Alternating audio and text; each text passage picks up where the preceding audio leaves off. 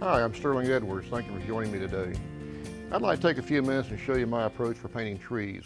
In this case, we're looking at autumn trees. Lots of very nice yellows, oranges, reds, and we'll incorporate some brown also. Now, before I get started, let me point out a couple things about my philosophy for painting a tree. I travel a lot and teach workshops, and I see people quite often taking little brushes and dabbing leaves and dabbing this. And I'm going to show you how to paint a tree very quickly using primarily larger flat brushes.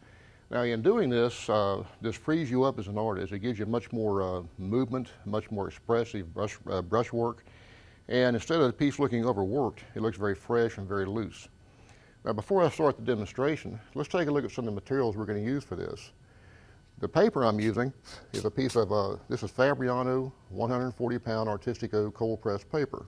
It has a very, very smooth surface. It's an excellent watercolor paper. It's a rag paper. It's a cotton paper. I'm also using the paints over here are My Merry Blue, and I'll be using primarily the colors on this side of my palette, which are my warm colors, yellows, oranges, browns, and reds. I have 2 containers for water, and I have a roll of toilet tissue that has paper towel wrapped around it, which I use as a blotter just to get the excess water out of my brush. That's the best way there is to prevent getting those annoying blossoms and backruns. And other than that, I'm using just a piece of gator board. My mounting board is a piece of gator board, which is just a very lightweight foam core product. And the paper is taped down, just a plain masking tape. And the brushes I'll be using for this demonstration, I'm using a 1-inch, a number 8 round, and I'm going to use a rigger. Only 3 brushes. Now most of the foliage we're going to paint with the 1-inch flat brush. Now this is where it gets fun because typically we think we have to get the little tiny brushes out and dabble leaves to make an autumn tree.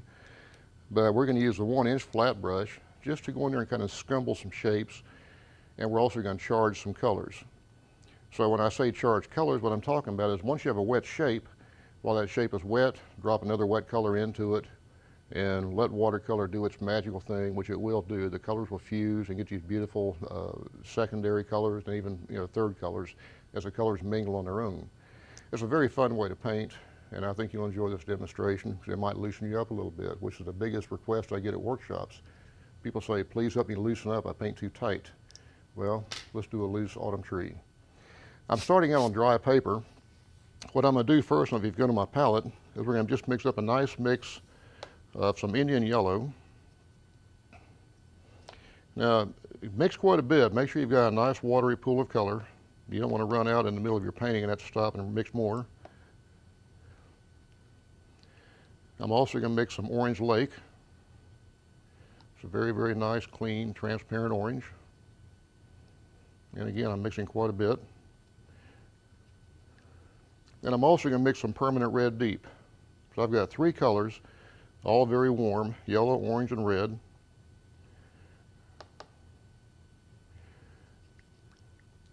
And I'm going to put 1 cool color, which is permanent violet bluish. Now the permanent violet bluish, if I mix this with the yellow, it becomes very muddy and very gray. The same thing if I mix it with the orange. But I can mix the permanent violet bluish with the red and get a very nice shadow side of the tree. So we're going to establish where our light is coming from. Part of the tree will be in the sunlight. It'll be mostly yellow and orange. And then as the tree goes away from the sun, we'll start getting into the oranges and reds, and eventually the reds and the violets.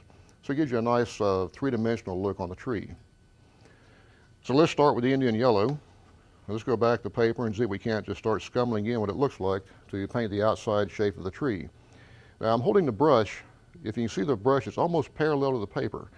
I'm really not getting in like this and trying to hunker down and make little individual shapes. Instead what I'm doing is I'm using the flat part of the brush right here to very lightly touch the paper. I'm putting very little pressure. In fact, it's almost just the weight of the brush is resting on the paper. And as you can see, I get these very strong, very leafy shapes. And I'm going to do it fairly quickly so the paper stays wet because I want to come back in and charge some color into this. So don't spend too much time on any particular area. Now let's come over like this. And I want you to notice how I'm moving my hand. It's not all just going like this or going like this. We're coming in like this, all different angles, because we're trying to make the outside edge of this tree very leafy. And it's the outside edge that people will look at and determine what the shape is. It's not the inside dimensions. It's not the inside detail. It's the outside. So here I've got just a nice leafy exterior of this tree.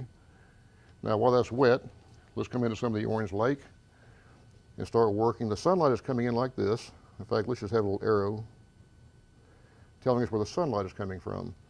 Now let's start working in some orange lake into some of these shapes. Not all the way up into the yellow, but just kind of encroaching on just a little bit.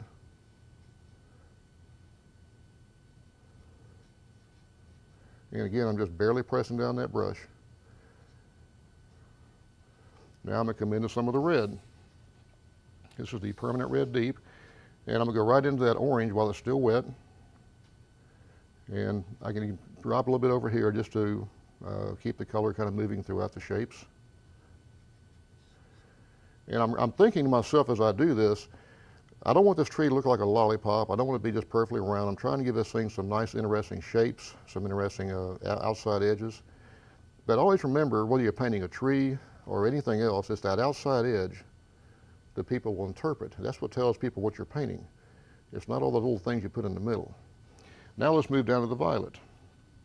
The violet will mix with this red beautifully. It gives me a nice shadow side of the tree. And I can put some more red into it, kind of working in like this. And kind of work it up into a few of these areas. And again, very lightly. Any area that looks like it might be out of the sunlight, we're putting a little bit of the violet and letting it kind of merge with the red.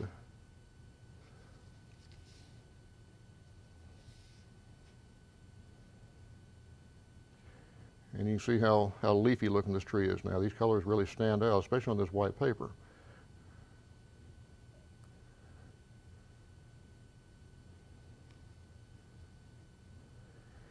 This is a wonderful way to paint, and a lot of this is brush control, just learning how to manipulate the brush and how to manipulate colors. But once you learn how to do this, it's just like somebody opens a door for you. So now we have a nice gradation of color from the sunlit side of the tree, kind of moving down into the orange, into the red, and eventually down into the violets, which is away from the light. Now the next thing we need to do is see about putting a trunk on this tree. So for the trunk, I'm going to use a different brush. I'm going to use a number 8 round brush. Now let's go back over to the palette just for a second and mix a few of these colors up. I'm mixing the orange lake with the violet. Orange lake and violet give me a very beautiful, kind of a brownish orange color, which looks wonderful for painting tree trunks. Now let's just have the ground right here. And I want to bring a tree trunk right up into the foliage I've painted. When I paint the tree, give the tree a little bit of movement. Don't just paint a shape like a telephone pole. Give the tree some pretty movement, make it kind of fluid. While that shape is wet, let's pop some purple into it, some of the violet, just in a few places. And that's going to eventually kind of mold into the color that's already there and give us just a nice texture of bark. Now I can come up here in the upper areas, these little windows I have in the painting. Let's bring a few branches up in here.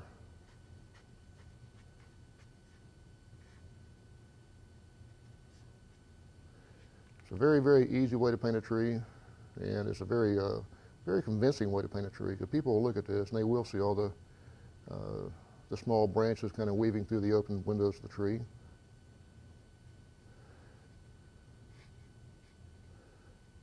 At the base of the tree,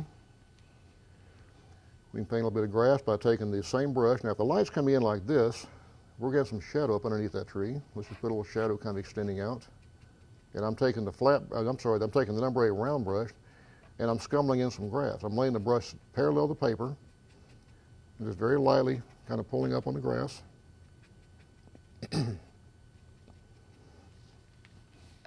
And I get this nice shape of a shadow, this nice suggestion of grass and weeds and so forth. And let's take it one step further, as long as we're playing with it. Let's go ahead and have another little sidekick. Here's a little tree coming up right here. This is just a little sprout. It kind of adds a little more dimension to this painting. And I do this quite often in my landscapes. One tree by itself almost looks a little bit isolated.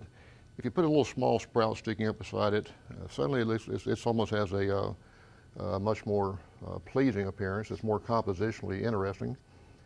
and it kind of challenges the viewer to interpret just that much more.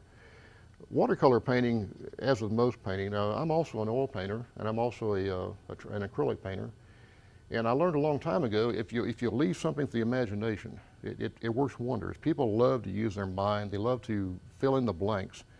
Give people just enough information to make a decision as to what that color or what that shape is. Put the information out there, but leave some open spots. Let them look at that and let them try to imagine what it is, and they'll very creatively fill in the blanks and make their own determinations.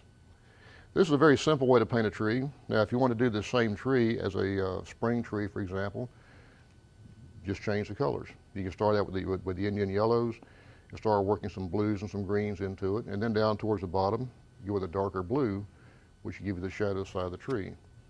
It's a very quick little demonstration, but it's a very effective way to paint a tree. If you'll practice a few of these, you'll be knocking these out in no time. Okay, this is a very simple little tree, but it's a good exercise. It will help you loosen up, and I think you'll have fun trying this. Try a few of these, try some autumn trees, try some of the earthy colors, try some spring trees. But the main thing is just know how to use that brush. Have fun with it. Make the shapes very suggestive. It's amazing how far this technique will take you. In fact, I'm using the brushes today that I designed. This is the whole set of brushes I recently designed. It's a combination of flat brushes and round brushes, and they seem to work quite well, especially with these loose watercolor techniques. I hope you've enjoyed this demonstration, and I hope you'll also take a few moments to look at my website, sterlingedwards.com. Be sure and check my workshop calendar. I might be coming to a location near you if you'd like to attend a workshop. Thank you for joining me today. Have a good day.